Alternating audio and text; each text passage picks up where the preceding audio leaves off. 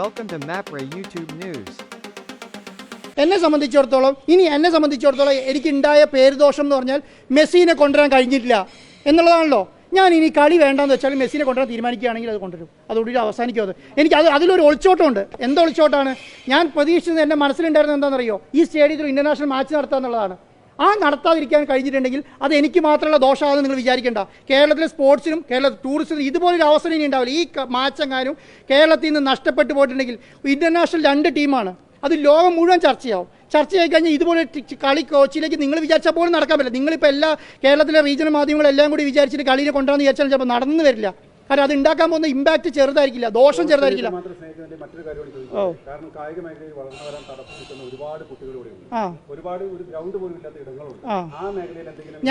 ഞാനുണ്ടല്ലോ 1 ലക്ഷം sports kit കൊടുക്കാൻ തീരുമാനിച്ചിട്ടുണ്ടായിരുന്നു ഈ കളിയുടെ ഭാഗമായിട്ട്. 1 ലക്ഷം സ്പോർട്സ് കിറ്റ്. ഞാൻ നിങ്ങളുടെ എൻ്റെ പ്രൊമോ കണ്ടാ അറിയാം. എല്ലാ ജില്ലകൾക്കും 5000 ബോൾ കൊടുക്കാൻ തീരുമാനിച്ചായിരുന്നു. എല്ലാ സ്കൂളുകൾക്കും ഈ 10 കിറ്റും 150 ബോളും വെച്ച് കൊടുക്കാൻ തീരുമാനിച്ചായിരുന്നു. മനസ്സിലായോ? 1,60,000 ബോളാണ് ഞാൻ കൊടുക്കാൻ തീരുമാനിച്ചത്. ഞാൻ അത് ഇതിന് ഉയർത്താൻ വേണ്ടി തന്നെയാണെന്നേ. എന്താ അറിയോ, നിങ്ങളിതിന് 2ആയിട്ട് കാണണം. കേരളത്തിലെ സ്പോർട്സിൻ്റെ വികസനം കാണണം, ഇതിൻ്റെ ടൂറിസത്തിൻ്റെ വികസനം കാണണം. ഈ ടൂറിസത്തിൻ്റെയും സ്പോർട്സിൻ്റെ വികസനം കണ്ടാലേ നിങ്ങൾക്ക് അതിന് കാണാൻ കഴിയുള്ളൂ എന്ന് ഞാൻ പറഞ്ഞത്. എന്നെ സംബന്ധിച്ചിടത്തോളം നിങ്ങൾ എന്ത് ആരോപണം നിശ്ചയിച്ചാലും ഞാൻ ഇതിൻ്റെ അകത്തുനിന്ന് ഒരു പൈസ ഉണ്ടാക്കില്ല. എനിക്ക് നഷ്ടപ്പെട്ടിട്ടേ ഉള്ളൂ. ഇപ്പോഴത്തെ സിറ്റുവേഷൻ നിങ്ങൾക്ക് എല്ലാം അറിയാവുന്ന കാര്യം. എൻ്റെ കയ്യിൽ നിന്ന് പൈസ നഷ്ടപ്പെട്ടു എന്നുള്ളത് തന്നെയാണല്ലോ. അപ്പോൾ ഞാൻ അതുമായിട്ട് മുന്നോട്ട് പോകും. അപ്പോൾ പിന്നെ നിങ്ങൾ എന്നെ പ്രകോപിപ്പിച്ചുകൊണ്ട് വന്നിട്ട് എനിക്ക് അങ്ങനെ ഒരു ഇൻറ്റൻഷൻ ഉണ്ടെങ്കിൽ ആദ്യം എഗ്രിമെൻറ്റ് വെച്ച് എൻ്റെ പേരിലേക്ക് 10 വർഷത്തേക്ക് 5 വർഷത്തേക്ക് എഴുതിയിട്ടല്ലേ ഞാനിതിൽ പണി തുടങ്ങുള്ളൂ. ഞാൻ അങ്ങനെയാണോ ചെയ്തത്? ഞാൻ ഒരു മാസത്തേക്കല്ലേ എഴുതിയിട്ടുള്ളൂ. എനിക്ക് വേറെ എന്തെങ്കിലും ഇൻറ്റൻഷൻ ഉണ്ടെങ്കിൽ നിങ്ങൾ കാണിച്ചുകൊണ്ടാ. എന്തെങ്കിലും ഒരു ഇൻറ്റൻഷൻ ഉണ്ടെങ്കിൽ കാണിച്ചുകൊണ്ടാ. ഞാൻ ഇങ്ങനെ ചെയ്തു എന്ന് പറഞ്ഞ ഇൻറ്റൻഷൻ ഉണ്ടെങ്കിൽ കാണിച്ചുകൊണ്ടാ.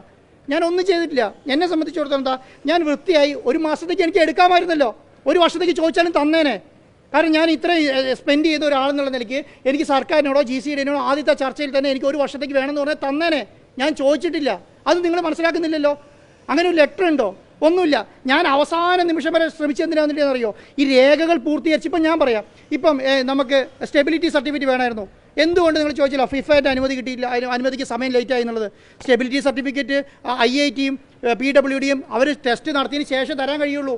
അതിന് ഡിലേ ആയി. ഞാൻ ലെറ്റർ കൊടുത്തു, എനിക്ക് പെട്ടെന്ന് തീർത്ത് തരണം നിങ്ങൾ എന്ന് പറഞ്ഞിട്ടാണ്. നിങ്ങൾ എന്ത് സപ്പോർട്ട് ചോദിച്ചാലും ഞാൻ തരാമെന്ന് ഞാൻ പറഞ്ഞല്ലോ. അതെല്ലാം ഞാൻ കൊടുക്കാൻ തയ്യാറാണ്. പക്ഷേ എന്താ അറിയോ, അനാവശ്യമായിട്ട് ക്രൂശിക്കരുത്. അനാവശ്യമായി ക്രൂശിക്കുന്നത് നല്ലതല്ല. അത് എന്നെ ക്രൂശിക്കുന്നതുകൊണ്ടല്ല എന്ന് ഞാൻ അതുകൊണ്ട് നേരത്തെ പറഞ്ഞു. എന്നെ സംബന്ധിച്ചിടത്തോളം ഞാനിത് കുറേ ഏറ്റുവാങ്ങിയ ആളാണ്. എന്നെ സംബന്ധിച്ച് അത് പ്രശ്നമല്ല. പക്ഷേ എന്താണ്, നിങ്ങളിത് ചെയ്യുന്നത് കേരളത്തെ സ്പോർട്സിനോടാണ്, നിങ്ങൾ ഈ ചെയ്യുന്നത് കേരളത്തെ ടൂറിസത്തിനോടാണ്, കേരളത്തെ ജനങ്ങളോടാണ്, വരുന്ന കുട്ടികളോടാണ്. നിങ്ങൾ എന്തുകൊണ്ടായി മെസ്സിനോട് ഇത്ര ആരാധന? മെസ്സിനോട് മാത്രമല്ല, അവിടെ സ്പോർട്സിനോട് മുഴുവൻ ആരാധനയുണ്ട്. അതുകൊണ്ടാണ് കേരള ബ്ലാസ്റ്റേഴ്സിന് ഇവിടെ ആളുണ്ടത്. മനസ്സിലായില്ലേ? കേരളത്തിൽ 9ാമത്തെ റേഞ്ചിലെങ്ങനെയാണ് കേരള ബ്ലാസ്റ്റേഴ്സ് ഉള്ളത് അവരെ ഫാൻ ബേസിൻ്റെ അകത്ത്. അതെങ്ങനെയാണ്? അത് കേരള സ്പോർട്സ് തയ്ക്കുന്നുകൊണ്ടാണ്. ഞാനിപ്പോൾ മെസ്സിനെ മാത്രമല്ല, ഇപ്പോൾ എന്താ സംഭവിച്ചുള്ളത്? ഇത് ഫിഫ സ്റ്റാൻഡേർഡ് കിട്ടിക്കഴിഞ്ഞാൽ മാർച്ച് കഴിഞ്ഞാൽ നമുക്ക് ഇവിടെ ഇനിയും കളി നടത്താം. ഈ അർജന്റീന മാത്രം ആയിക്കോണമെന്നില്ലല്ലോ. സ്പെയിൻ്റെയോ ഓസ്ട്രേലിയൻ്റെയോ മൊറോക്കോൻ്റെയോ ഒക്കെ കളി ഇവിടെ നടത്താം. അവരൊക്കെ ഡിസ്കസ് ചെയ്ത കളി കൊണ്ടുവരാൻ കഴിയും നമുക്ക്. ഈ അപ്രൂവൽ കിട്ടാത്ത ഒറ്റ പ്രശ്നമുണ്ട്. അല്ലെങ്കിൽ ഞാൻ ഈ 17-ാം തീയതി 3 കളികൾ നടത്തിയിട്ടുണ്ടാവും. സത്യമായിട്ട് പറയാം, മെസ്സിക്ക് വരാൻ അവർക്ക് ട്രാവൽ പ്ലാൻ അനുമതി കിട്ടിയില്ലായിരുന്നു. ഞാനൊരു 3 കളികൾ നടത്തിയിട്ടുണ്ടാവും. സ്റ്റേഡിയത്തിൽ അപ്രൂവൽ കിട്ടാത്തതുകൊണ്ട് മാത്രമാണ്. ഇപ്പോഴും എൻ്റെ കയ്യിൽ 2 എഗ്രിമെൻറ്റ് ഇരിക്കുന്നുണ്ട്. ഞാൻ പറയാത്തതാണ്. നിങ്ങൾ പറഞ്ഞാൽ അതും കൂടെ നിങ്ങൾ എന്നെ കളിയാക്കും. നിങ്ങൾ മെസ്സിനെ കൊണ്ടുവരാന്ന് പറഞ്ഞ് പച്ചാള ബാസുവിനെ കൊണ്ടുവന്ന് കളി കളിക്കുന്നത് അത് കേൾക്കാൻ കഴിയാത്തതുകൊണ്ടാണ്. അല്ലെങ്കിൽ ഞാൻ ഇപ്പം തന്നെ എനിക്ക് അനുമതി കിട്ടിക്കഴിഞ്ഞാൽ 2 ടീമിനെ കൊണ്ടുവന്ന് കളിപ്പിക്കാൻ കഴിയും. നവംബർ 17-ാം തീയതി പറ്റും. അത് ഞാൻ ചെയ്യാത്തതെന്താ അറിയോ? ഇതൊന്ന് കംപ്ലീറ്റ് ചെയ്തോട്ടെ. ഇനി ഇതിൻ്റെ ഈ പാപഭാരം മുഴുവൻ ഞാൻ എൻ്റെ തലയിൽ എടുത്ത് വെച്ചിട്ട് ഞാൻ അടി കൊള്ളേണ്ട കാര്യമൊന്നുമില്ലല്ലോ. ഞാൻ എന്തിനാ കൊള്ളേണ്ട കാര്യം? ഞാനിത് ചെയ്യാൻ ഉദ്ദേശിച്ചത് എന്താണ്? ഞാൻ നന്മയ്ക്ക് വേണ്ടിയിട്ടേ ചെയ്യാൻ ഉദ്ദേശിച്ചിട്ടുള്ളൂ.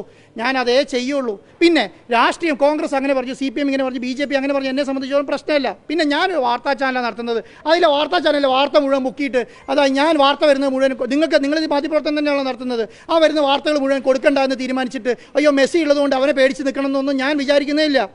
അതിപ്പോൾ ആർക്കെതിരെയാണെങ്കിലും കൊടുക്കാൻ പറഞ്ഞു. ഞാൻ അവിടെ ഒരു വാർത്ത കൊല്ലുന്ന പരിപാടി എന്നെ സംബന്ധിച്ചിടത്തോളം ഇല്ല. ഞാൻ പിന്നെ ആകെ ഒരു മീറ്റ് 30 ഡേയ്സിൽ പങ്കെടുക്കുന്നുണ്ട്. ആ സമയത്ത് എൻ്റെ മനസ്സിൽ വരുന്ന എന്താണോ വാർത്തയ്ക്ക് അനുകൂലമായ സാധനം അത് ഞാൻ പറയും. റിപ്പോർട്ടർ TV അതാ ചെയ്യുന്നുള്ളൂ. അല്ലാതെ ഞാൻ അതെടുത്തിട്ട് ഒരു വാർത്ത വന്നായിരിക്കുമല്ലോ. അതിപ്പം നിങ്ങൾ പറയുന്നത് എന്താ? അയ്യോ മെസ്സി വരാത്തത് കൊണ്ട്. മെസ്സി വരാത്ത പ്രശ്നം ഇപ്പോഴും ഇല്ല കേട്ടോ. അതാണ് ഞാൻ പറയുന്നത്. മെസ്സി വരാത്ത പ്രശ്നമില്ല. ഇനിയിപ്പോൾ കളിക്കാൻ പറ്റിയില്ലെങ്കിൽ മെസ്സിനെ കൊണ്ടുവരും. ഞാൻ രാഷ്ട്രീയക്കാരനല്ലല്ലോ.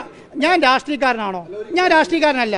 ഞാൻ എന്താണ്? ഞാനൊരു ബിസിനസ്സുകാരനും ഒരു മാധ്യമ സ്ഥാപനത്തിൻ്റെ മുതലാളിയും കൂടിയാണ്. അപ്പോൾ എന്നെ സംബന്ധിച്ചിടത്തോളം എന്താ?